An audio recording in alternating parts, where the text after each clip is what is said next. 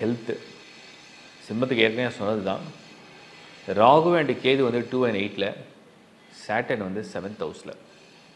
இதெல்லாம் என்னென்னா உடலால் ஏற்படக்கூடிய உபாதைகள் ஏதாவது தருமான்னு கேட்டிங்கன்னா, கேது சாப்பிட்ற சாப்பாடு உணவில் கவனம் இருந்தால் பிரச்சனை இல்லை.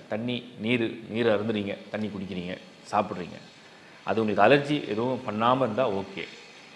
சனியுடைய கண்ட பார்வை இருக்கிறதுனால ஆபத்து நிறைந்த எந்த விஷயமும் செய்ய வேண்டாம். கேது 2ல், ராகு 8ஆம் இடம். ராகு வந்து உங்களுக்கு அடிவயிறு பகுதிகள், கால் பாதங்கள். ஸோ கொஞ்சம் ஹெல்த்தில் இந்த இடத்துல கொஞ்சம் அவேராக இருந்தால் போதும். மீதி எதுவும் இந்த மாத கிரகங்களில் உங்களுக்கு டிஸ்டர்பன்ஸ் கிடையாது. இது நீங்கள் ஃபாலோ பண்ணால் வெல் அண்ட் குட் அப்படின்னு நான் சொல்கிறேன். அடுத்தது நம்ம வந்து பார்க்குறதுனா சீனியர் சிட்டிசன்ஸ், வயதில் மூத்தவர்கள்.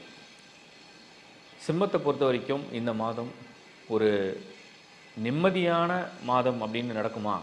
ஏதாவது பிரச்சனைலாம் இல்லாமல் தெளிவாக நாம் நினச்சது நடக்குமா, நாம் நினைக்கிறதே நடக்குமா, நம்ம நினைக்கிறதெல்லாம் கிடைக்குமா அப்படின்ற எதிர்பார்ப்புகள்லாம் இருந்ததுன்னா ஓரளவுக்கு பரவாயில்ல.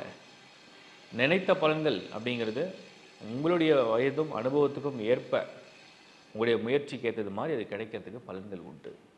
ஸோ சிம்மம் ஓரளவுக்கு இந்த மாதம் சீனியர்ஸ்க்கெலாம் கொஞ்சம் கம்ஃபர்டபுளாக கொண்டு போயிடும்.